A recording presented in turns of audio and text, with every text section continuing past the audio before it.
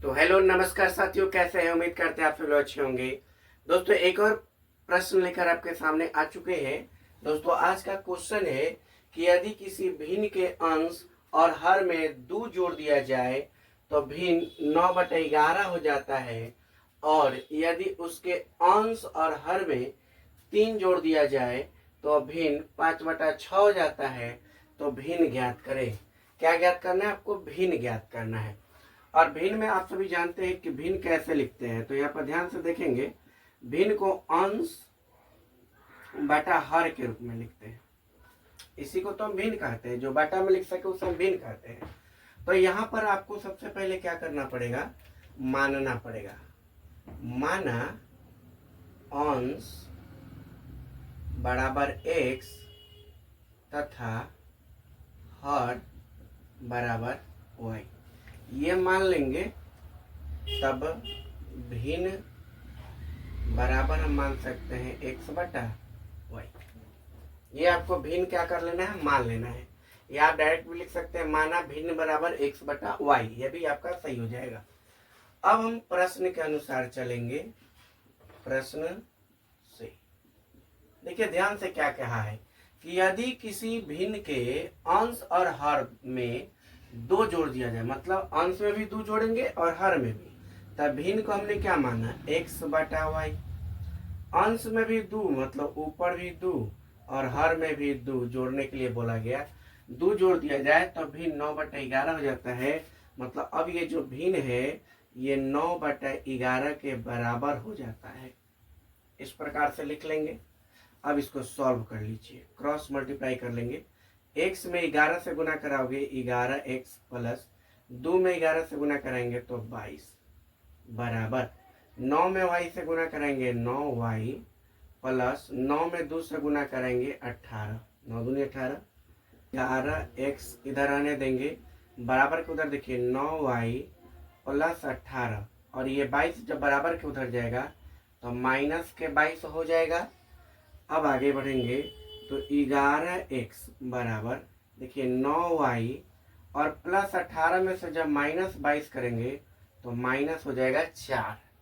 इस प्रकार से x बराबर 9y माइनस 4 बटा ये कहा जाएगा 11 नीचे, और इसको हम लोग मान सकते हैं समीकरण 1। ठीक है, ये हम प्रतिस्थापन विधि से बनाने के लिए बनाएंगे, इसलिए इस प्रकार से हम x का मान पहले ही निकाल लिए। फिर एक और कंडीशन दिया है तो उसे भी हम लोग देख लेते हैं। कह रहे यदि उसके अंश और हर में 3 जोड़ दिया जाए, यानी फिर में x बटा वाई, अंश में भी 3 और हर में भी 3 जोड़ दिया जाए तो ये कितना हो जाता है? 5/6 के बराबर हो जाता है, मतलब 5/6 हो जाता है। अब हम क्या करेंगे? गुना करा लीजिए। 6 में x से गुना कराइएगा 6x, और 6 में 3 से कराइएगा 18 बराबर 5 में y से गुना कराइए 5y प्लस 5 में 3 से गुना करा देंगे तो हो जाएगा 15, बनते ही 15। अब देखिए 6x प्लस, तो देखिए उधर से हम 5y को इधर बुला लेंगे, माइनस के 5y plus 18 plus 15, sorry minus हो जाएगा 15, बराबर किधर आएगा? बराबर क्या बच जाएगा? 0। अब आइए हम इधर सॉल्व कर लेते हैं। इधर क्या करेंगे तो 6x माइनस 5y, इसको रहने देंगे, और 18 में से 15 जाएगा तो प्लस के 3 हो जाएगा बराबर के 0। अब ये चाहे तो हम समीकरण 2 मान सकते हैं। समीकरण 2 मान लेंगे। एक आपको x का मान यहाँ निकल गया है और 2 हमने इधर निकाल लिया। अब क्या करेंगे? x का मान पुट कर देंगे, यानी समीकरण 2 में x का मान रखने पर, समीकरण 2 क्या है तो देखिए ऊपर ही है, 6x माइनस 5y प्लस 3 बराबर 0, यानी कि 6 गुना, चलिए ब्रैकेट में ही रहने देते हैं। x का वैल्यू देखिए क्या है, 9y minus 9y minus 4/11, 9y minus 4/11। इस प्रकार से x का मान हम रख लेंगे -5y प्लस 3 बराबर 0। चलिए गुना करा लीजिए। तो हम गुना कराएंगे तो 6 नवा 54, 54y माइनस 6 चौके 24 बटा 11 माइनस 5y प्लस 3 बराबर 0।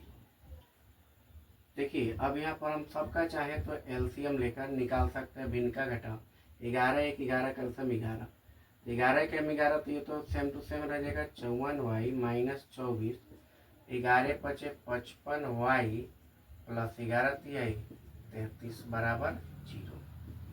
देखिए इसके नीचे कुछ नहीं तो 1 लगा लीजिए क्रॉस मल्टीप्लाई कराने के लिए। 54y में 1 से गुना कराओगे 54y प्लस माइनस है तो माइनस 24 में 1 से गुना करेंगे 24 माइनस 55y में 1 से गुना करेंगे 55y प्लस 33 में 1 से गुना करेंगे 33 बराबर 11 में 0 से गुना कराओगे 0। तो 54y सॉरी यहाँ पर देखिए 54y यहाँ पर 55y, 54 में से 55 जाएगा तब माइनस y आ जाएगा। अब माइनस 24 आप प्लस 33 तो माइनस 24 में से 33 जोड़ेंगे तो कितना जाएगा 6 3 9 प्लस के 9 बचेगा बराबर 0।